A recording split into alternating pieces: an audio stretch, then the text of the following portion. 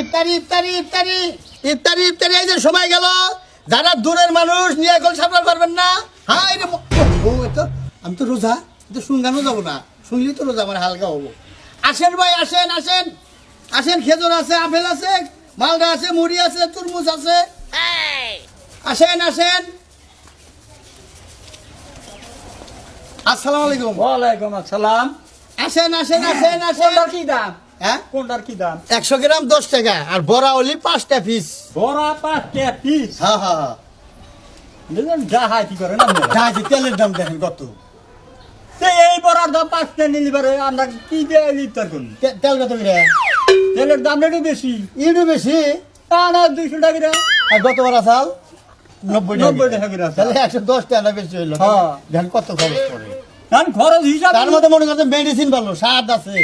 খালি বুট যদি গড়াই মারে নিয়ে আসি তাইলে তো বেশি দাম যাবই। আর খেজুর কত?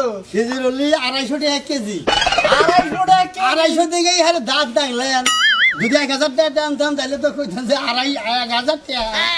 আর যাই এত কথা। রাহেন নেন বেশি নেন কমাই দিবেন। আচ্ছা এই হলো 20 টাকা দাও খেজুর।